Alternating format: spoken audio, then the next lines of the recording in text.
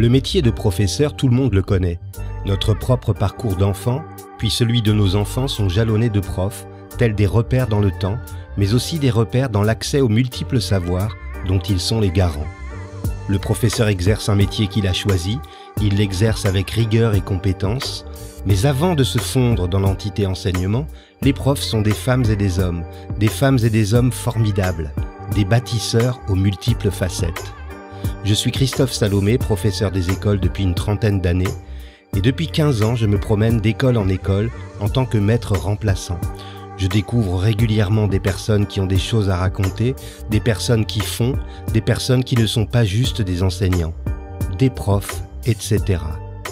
Dans ce podcast, je leur donne la parole. Qu'est-ce qui leur a donné le désir d'enseigner? Quelles sont leurs valeurs, leurs passions, leurs attentes? Qu'ont-ils envie de partager? Prof, etc. Yves Lecoz est né à Lannion, près de Perros-Guirec, où se situe le berceau de ses racines familiales. Lorsqu'il avait 6 ans, Yves ne voulait ni être pompier, ni être policier, il voulait être amoureux. C'est aujourd'hui quelqu'un qui a gardé intacte cette passion, en construisant sa vie comme une entité, faisant la synthèse de son parcours personnel, de son métier, de ses engagements et de ses relations aux autres. Yves vit dans le 20e arrondissement de Paris, c'est également là qu'il a grandi et qu'il enseigne depuis 20 ans l'éducation physique et sportive. Ce qui m'a intrigué chez lui, c'est d'avoir eu la chance de voir le travail qu'il mène avec ses élèves autour de la danse. Et ce sont les rues de Paris qui sont le théâtre du ballet improbable que nous offrent ses élèves. Il définit cette pratique comme une étape sur le chemin de sa réflexion sur son rôle dans cette société, dans cette école et sur le PS. Son objectif, l'épanouissement de ses élèves au travers d'une démarche, d'une posture et d'une expérience artistique. Yves Lecoz, bonjour. Bonjour. Quel est le dernier spectacle vivant auquel vous avez pu assister? Est-ce que vous vous en souvenez? Oh là là, mais là vous parlez d'un monde que des gens ne connaissent même plus. Le dernier spectacle vivant auquel j'ai pu assister a dû être un concert. Et un concert un concert de mon frère là dans un bar du 11e arrondissement. Un concert, c'est au Café Cartier que ça se passe et c'est assez quelque chose d'improbable qui se passe là-bas. C'est parmi les meilleurs musiciens qu'on ait sur la place de Paris qui se réunissent autour d'un répertoire qui est celui de 22h22 là et c'est des concerts en général qui sont gratuits et qui durent jusqu'au bout de la nuit et c'est extraordinaire. Mais là, rien qu'en parlant, j'ai un peu la gorge qui se noue, j'avoue. Je comprends. Quel regard portez-vous sur votre enfance, Yves? Oh là là. Alors, c'est des mots, c'est des flashs, c'est des choses comme ça qui me viennent. Là, vous voyez, au moment où je vous parle, je suis à Perros-Guirec justement, dans la maison familiale. Donc, avant tout, mon enfance, c'est cette maison, c'est Tijobic, c'est une grande maison. Quand je dis familial, c'est familial au sens large. Hein, c'est les amis, les cousins, les gens de passage, voilà, qui sont toujours accueillis ici. Donc mon enfance, c'est ça, c'est une grande maison avec plein de gens dedans et qui sont heureux de s'y retrouver et qui préparent un monde meilleur autour de longues discussions. Prof, etc. Quel est votre meilleur souvenir en tant qu'élève? Alors, je vais en trouver un meilleur souvenir, mais c'est vrai que j'ai pas spécialement d'excellents souvenirs en tant qu'élève. J'avoue que j'ai une relation à l'école un peu compliquée. Non pas que j'y étais vraiment en échec, mais en tout cas j'y étais pas très heureux, on va dire. Mais quand même j'ai plein de bons souvenirs. Alors c'est plutôt en dehors des cours, c'est les parties de foot dans la cour du lycée Ravel. Ça c'était vraiment génial. Ah oui, aussi une fois une prof de français là qui nous avait accueillis toute fenêtre, toute lumière éteinte un matin à 8h et qui faisait encore nuit et qui nous avait lu des poèmes. Ça, j'avoue que ça m'avait vraiment marqué. Et bon, ça c'était au lycée, ouais. Extraordinaire. Justement, parlant de lycée, vous avez été quel genre d'adolescent? J'ai toujours été, je me suis toujours senti un peu en bande avec vraiment des grandes bandes de copains, voilà. et la grande maison familiale, j'avoue, me permettait d'être un peu, comment dire, à l'initiative de grandes réunions comme ça de copains, des copains que je garde encore aujourd'hui, hein, quelques 30 ou 40 ans après. Vraiment, j'ai des copains très chers qui datent de cette adolescence. Donc ouais, mon adolescence, c'est commencer à lier de grandes liaisons d'amitié.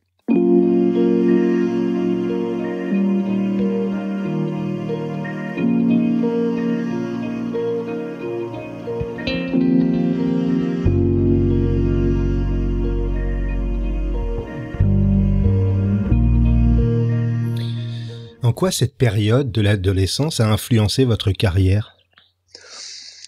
Alors, je pense que ça a été assez important. Je trouve que comment dire, j'ai vraiment ressenti les difficultés que c'était l'adolescence, que ce soit les miennes ou celles de mes copains, de mes amis, et je me suis toujours trouvé assez incompris, assez peu écouté, peu entendu. Peut-être l'enfance était écouté, l'adulte a été écouté, mais pas tellement l'adolescent, avec ses problématiques très particulières, notamment sur la relation au corps, la relation à l'énergie qu'on a ou qu'on n'a pas, aux transformations comme ça qu'on ressent et que je sentais à l'époque en tout cas pas du tout prises en compte. Vous travaillez, je l'ai dit, dans le 20e arrondissement de Paris, quartier populaire par excellence et depuis longtemps. Est-ce que faire danser vos élèves dans la rue, c'est une façon de renouer avec toute cette vie artistique qui régnait dans le Paris encore populaire des années 70? Moi, ma relation à l'art, c'est moins celle-là que le sentiment, comment dire, d'y avoir été interdit un petit peu pendant tout justement mon adolescence et mon début de jeune adulte, où j'ai toujours eu l'impression que l'art, c'était pas pour moi, c'était pour les autres, que c'était quelque chose de trop sérieux, trop important, que si on n'était pas Mozart ou Picasso, on devait se taire parce que tout avait été déjà si bien dit. Enfin, j'aurais été un grand spectateur d'art, mais jamais eu l'idée qu'on pouvait être acteur, qu'on pouvait le faire, quoi. Voilà.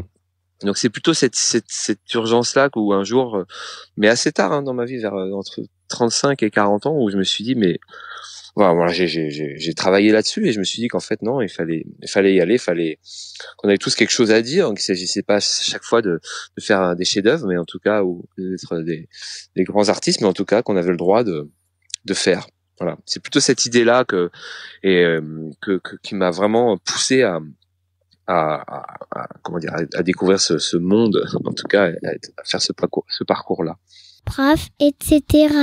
Alors effectivement, quand on voit vos élèves, on s'aperçoit que vous stimulez chez eux une introspection intime, sensible, peut-être même parfois douloureuse, mais en même temps, vous les emmenez vers une autre façon de porter leur regard sur les autres. Comment, quand on est adolescent, on reçoit ce cadeau que vous leur faites? Bon, déjà, merci de dire ça. Après, j'ai pas trop tant de recul que ça sur justement sur ce qu'ils ressentent, sur ce qu'ils pensent, sur ce qu'ils disent. Je fais un pari, oui, je fais ce pari-là, effectivement. Après, j'en suis jamais persuadé, j'en suis jamais convaincu que ça a autant de force que ça, mais oui, c'est vrai que quand on les voit, et puis j'ai des gens qui me le disent, et puis vous me le dites, donc c'est qu'effectivement, c'est qu'on voit ça chez ces élèves-là. Donc, comment ils reçoivent cette expérience-là, je ne sais pas du tout. Voilà, c'est un peu ça l'idée, c'est que j'ai l'espoir que ça sera une partie de leur construction, cette relation à la pratique artistique, à la danse, et puis à l'introspection, oui, artistique. Oui, mais c'est juste un pari, quoi. Au travers de cette activité, je trouve que vous redonnez tout son sens à l'école, c'est-à-dire celui d'ouvrir des horizons, d'élargir le champ des possibles et d'emmener finalement les élèves là où ils n'iraient pas forcément tout seuls. Comment faites-vous pour les convaincre de vous suivre? Je triche un peu, j'avoue. Non, mais c'est vrai que d'année en année, quand ils voient le film de l'année précédente, ceux de l'année précédente, ils sont quand même à chaque fois étonnés d'y voir la génération d'avant, et puis ils disent il y a même celui-là là, ce fameux élève qui nous embêtait tellement dans la cour et qui avait l'air tellement dur et tellement méchant, mais lui, je le vois faire un geste, je le vois faire un mouvement, je le vois danser avec les autres, c'est quand même bizarre, quoi. Je vais peut-être y aller voir de plus près. Et puis après, mine de rien, c'est instauré dans ce collège et dans cet établissement quand même d'année en année une forme de culture. Voilà. Je pense que c'est exactement le bon terme. C'est-à-dire qu'il y a une culture de la danse dans ce collège-là, et ça devient normal, ça devient évident, ça devient les barrières sont de moins en moins difficiles à franchir, et on va de plus en plus loin. Enfin, c'est l'espoir que j'ai. Ouais.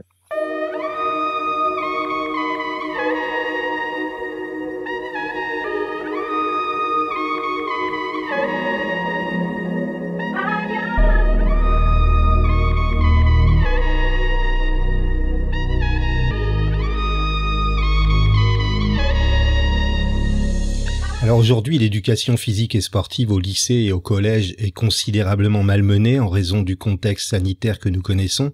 Est-ce que vous avez pu poursuivre ce projet avec vos classes de 3e cette année, ou avez-vous dû changer votre fusil d'épaule ? Alors il se trouve que juste cette année, j'ai un énorme, sentiment d'avoir quitté le navire, parce que depuis cette année, je fais des films pour le rectorat de Paris. Et je fais voilà, j'ai changé de poste, j'ai plus d'élèves devant moi, et j'avoue que de laisser mes collègues du collège Flora Tristan, j'ai le sentiment de les avoir abandonnés, et ce qu'ils vivent, puisque je suis toujours en contact avec pas mal de profs, et notamment des profs même du premier degré, ce qu'ils vivent, c'est juste très difficile. Et je suis voilà, j'essaye dans mon nouveau métier, qui est celui de rendre compte un peu de ce qui se passe dans les établissements scolaires. J'essaie justement de pousser les portes des classes pour y montrer, pour y filmer, des choses qui sont belles, qui sont fortes, et des projets qui portent les élèves. Ce que vous avez pu voir dans ce beau documentaire, le prof de gym là, de Bruno Grimont et Anne Hirsch, j'essaie à ma manière de rendre l'appareil, et de dire que ce que vous avez vu là, ça se passe dans plein de classes et à plein de niveaux, et que voilà, j'ai envie de le montrer au monde entier. Les musiques et les chansons que vous utilisez dans les chorégraphies, ou que vous avez utilisées, sont des œuvres originales. Est-ce que là aussi, vous allez puiser dans ce que les élèves ont à exprimer sur leurs conditions ou sur le monde qui est le leur ? Alors, en général, il y a deux, dans le dernier film, il y a vraiment deux parties.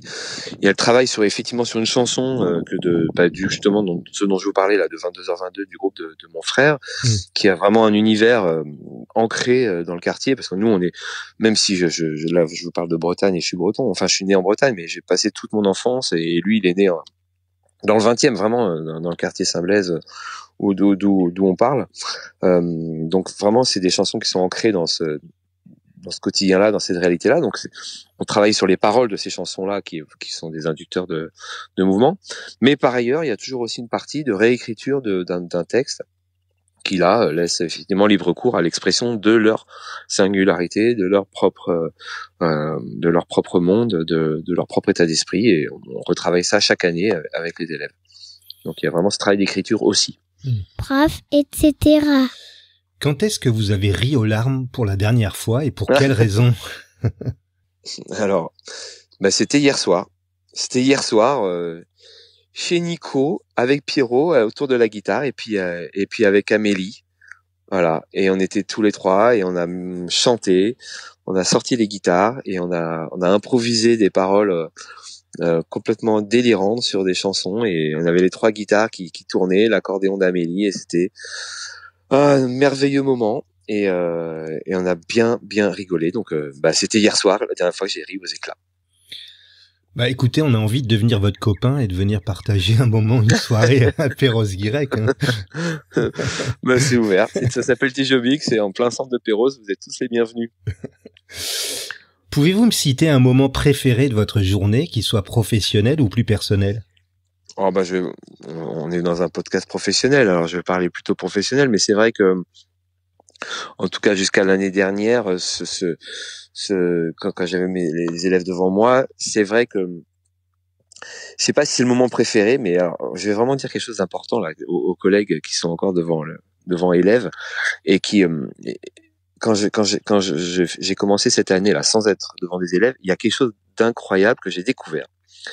C'est que cette profession qui exige qu'à 8h 0 1 et 1 seconde, quand les élèves sont assis, sont devant vous, l'énergie qu'il faut pour capter leur attention, commencer le cours, sentir, se connecter à la classe et à chaque élève et aller aux 25 ou aux 30 ou aux 35 élèves qui sont devant vous, ce qu'il faut donner de soi pour capter cette attention-là, c'est vraiment, mais de le faire tous les jours, toute l'année, c'est incroyable l'énergie qu'il faut, et je pense que qui ne l'a pas vécu a du mal à s'en rendre compte. Et moi, d'être si proche non pas d'une retraite, mais d'avoir arrêté comme ça depuis. Je me suis rendu compte que ce moment-là, alors que dans le métier que je fais aujourd'hui, bah si à 8h01 et 1 seconde, à ce moment-là, je suis pas super dispo, ben je vais me permettre de boire un café, je vais me permettre de me poser. Mais non, devant élèves, c'est impossible. Et ça, vraiment, ce moment-là, ce moment de tension de l'artiste qui rentre sur scène et de l'homme de théâtre qui doit sortir ses premiers mots devant une salle comble, et ben je trouve vraiment que tant qu'on l'a pas pris conscience de ça, on se rend pas compte de la force et qu'il faut pour le tenir tous les jours. Encore une fois, vraiment, c'est extraordinaire.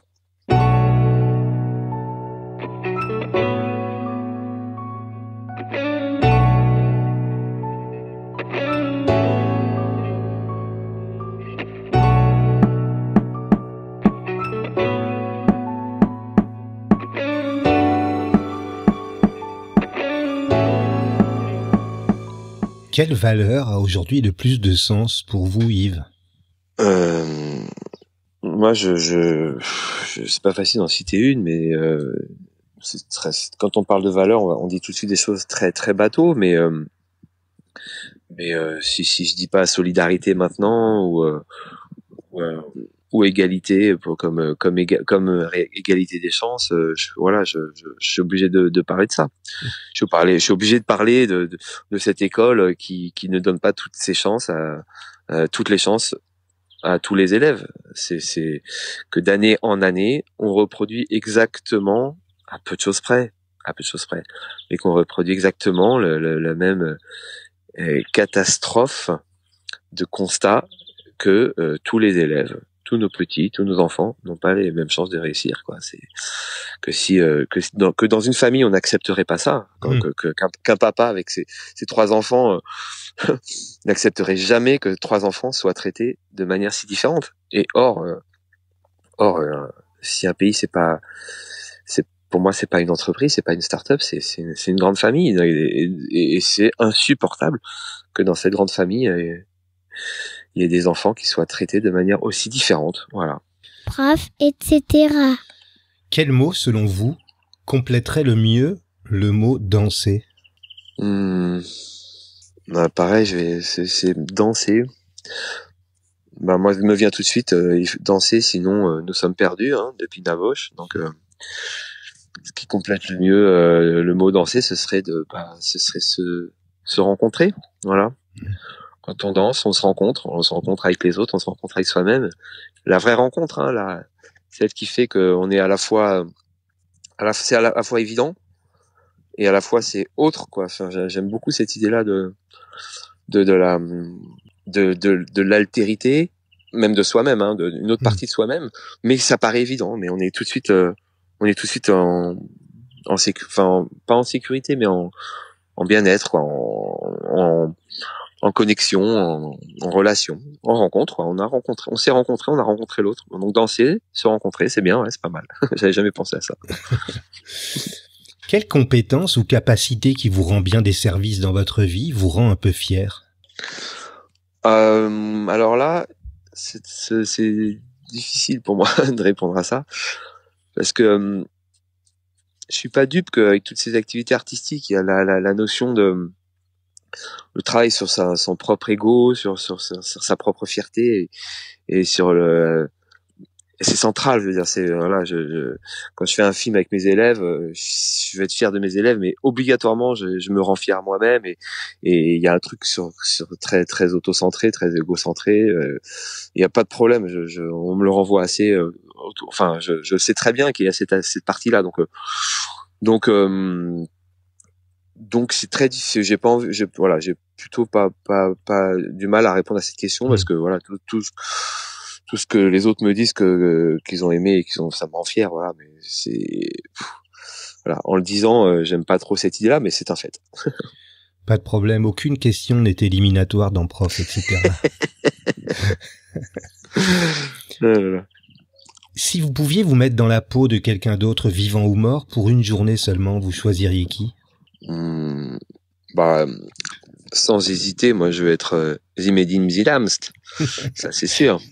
Voilà, mais même plus qu'une journée, hein. Je veux bien. Voilà, non, absolument et définitivement. Voilà, comme mon père c'est déjà Michel Platini. Ah oui. Il ne reste plus que Zinedine Zidane. Quelle famille. Non, on rêve beaucoup, c'est vrai.